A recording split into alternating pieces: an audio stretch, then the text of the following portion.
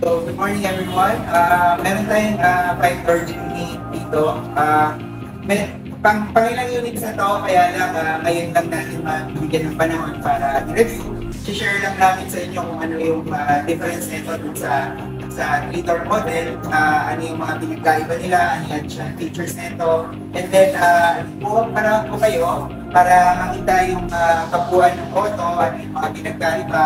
And then, ita-drive natin ito ng actual para mabigyan kayo ng in-depth review kung ano ba talaga ang performance, kung ano yung maganda sa kanya, pangit sa kanya.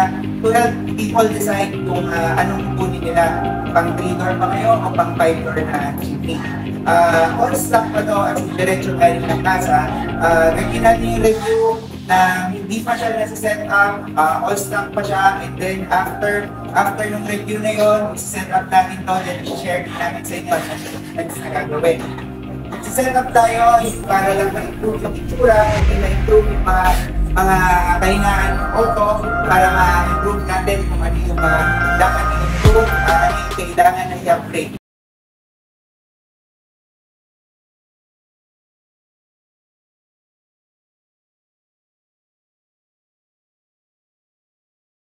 Guide na natin yung auto para mabigyan kayo ng in-depth review at saka ng on-road experience. Habang umiikot tayo, pakita ko na rin yung mga minor na differences from inside the cabin. Ito, unang-una yung radyo, nag-iba na. Okay? Tapos, ito, usual pa rin, halos same pa rin ng nasa 3-door. Ang nadagdag, yung banda rito, kasi yung controls ng bintana nandito para makontrol ng driver yung power window sa likod. Dito naman sa steering, ito manonotice ninyo, meron na siyang communications buttons. Ibig sabihin, pag nakakonect yung mga telepono ninyo, dito na kayo pipindot kasi ito naka-Apple CarPlay nito. And also, may parking assist na siya dito sa side. Hindi mo makita ngayon pero papakita ko yung later on. Aircon control, same pa rin. This is, by the way, this is the GLX model. So, mapapansin nyo, digital pa rin yung controls. Yung GL model, hindi ganyan.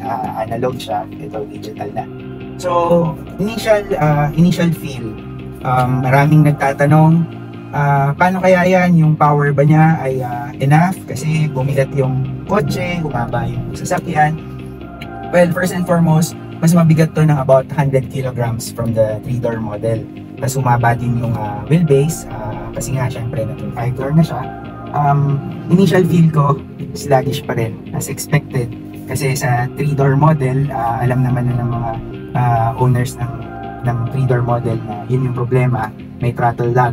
So, ganun pa rin, since hindi naman nagbago yung engine neto, same pa rin sa makinang nakakabit sa 3-door model na K15B, ganun din. So, ito, tinatry kong i-accelerate. Medyo delayed talaga yung galaw. Pero, madali lang naman yan i-address. So, basically, next naman is probably matagtag ba, matikot ba, ganun pa rin. Yung yaw niya, yung body roll, nandiyan pa rin.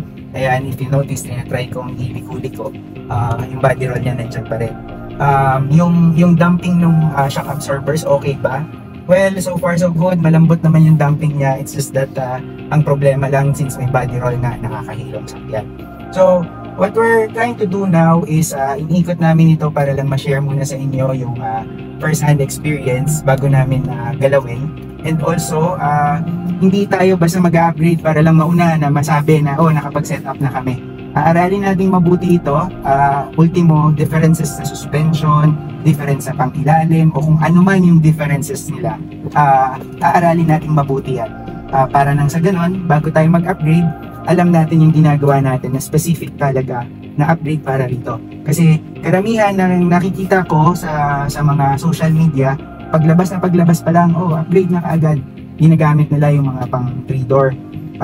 Siguro yung mga aesthetics, possible. Pero for me, suspension, mga pangilalim, etc. dapat inaaral mo na yan. Not unless sure na same lang talaga. Malamang sa same yung platform pero may differences pa rin. Unang-una, mas mabigat ito. So pag yung lift kit na ginamit mo ay para sa 3-door, of course may difference yun. So yung mga ganung bagay, importante yan sa atin kasi dito sa Dog Overland and Off-Road Solutions, hindi tayo basta masabi lang na nakapag-upgrade or nabago natin yung sasakyan. nag-research talaga tayo. In fact, I even attended the Tokyo Auto Salon. Kinausap ko yung mga nauna nang nag-build doon ng ganitong auto. Nakipagkwentuhan tayo dun sa mga experts ng Geely sa Japan para malaman natin kung ano yung mga inputs nila, mga experiences nila. And then yung R&D na ganyan, i-investan talaga natin para ma-apply natin sa mga tinatrabaho natin sa sasakyan para ang makinabang end users, owners ng mga sasakyan na to. So anyway, ikot muna tayo ulit, tapos mamaya balik tayo sa shop, pakita natin yung walk around nito, ano ba yung mga differences like inside the cabin, yung upuan sa likod, kung komportable ba. Sam, kumusta? Okay ka ba dyan? Okay na, sir. So, Mas maluwag. So mas maluwag at saka siguro mas madali nang masumakay at bumaba, no? Dahil syempre may sarili ka ng pinto. Hindi mo na kailangan pababain yung nasa front passenger para lang.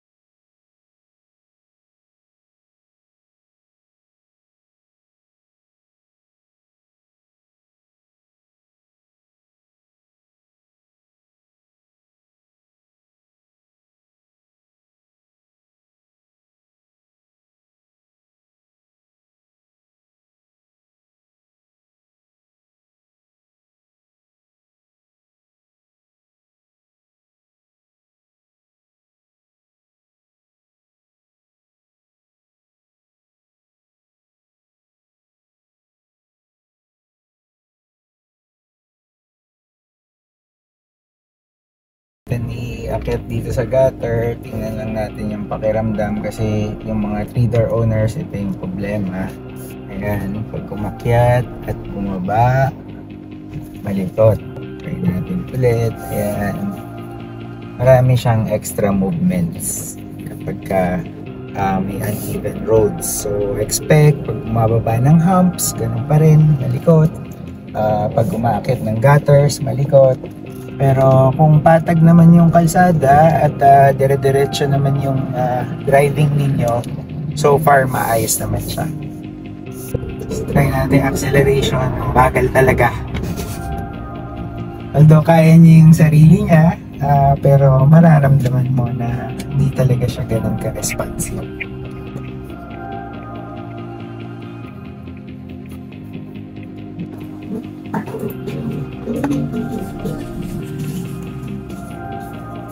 So ito, pakita natin yung engine. Basically, parehas pa rin sa makina ng 3-door model K15B. Everything is basically just the same. Yung battery nito, same dun sa mga India models na 3-door. Tapos, isang difference pala, pakita natin mamaya, ito naka-auto-folding mirrors na to, pinipindot na siya. So, yan, same pa din. Yung door pocket niya, itas pa din. Everything is the same here. Yung radyo lang talaga yung naiba dyan. Sa likod, of course, ito mapapansin ninyo, yung power window niya. Dito yung switch. So, pag binaba mo yan, ito lang yung gumagalaw. Ito, naka-fix ito. Yung pinaka-unang difference na makikita ninyo, lumuwag na yung boot area. Dati problema ng 3-door, biglang bumubukas. So ito, tingnan nyo, papakita ko sa inyo. Medyo ganun pa rin siya.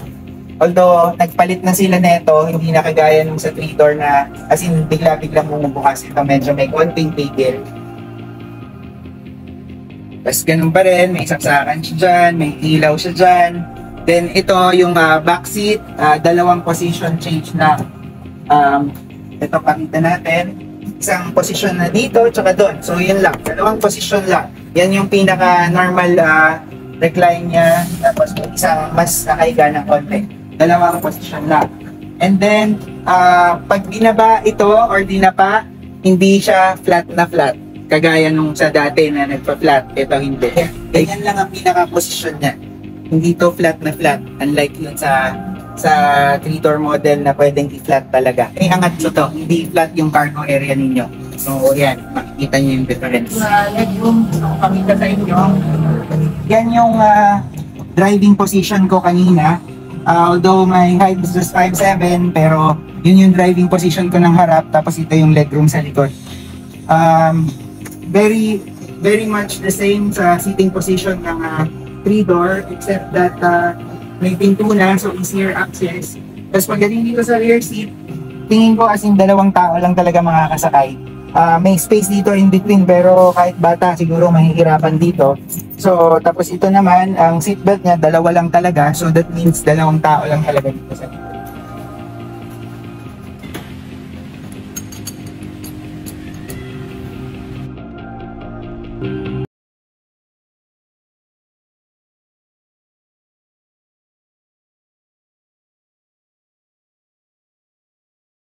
Test na natin itong Jimny 5-door after ng upgrades na ginawa natin.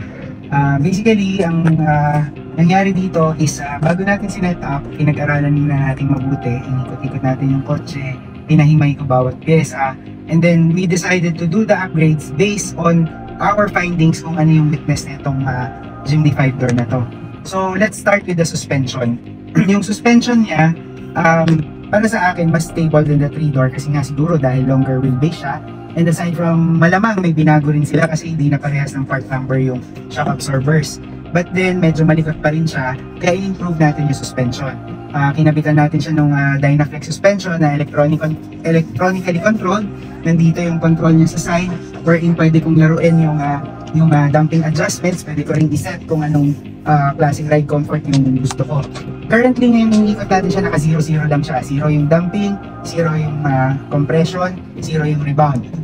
Kasi yun yung gagamitin nating benchmark para may adjust natin kung ano yung tamang tono na gusto niya itong sasakyan na to. And then another important upgrade that we did, yung automatic lock. Hanggang ngayon dito sa 5-door wala pa rin automatic lock. Laging nakakalimutan yung lock ng pinto. So ngayon nilagyan na natin siya na pag na-reach ng auto yung 20 km/h automatic nagla-lock. So if you notice, naka-lock na yung mga pinto natin.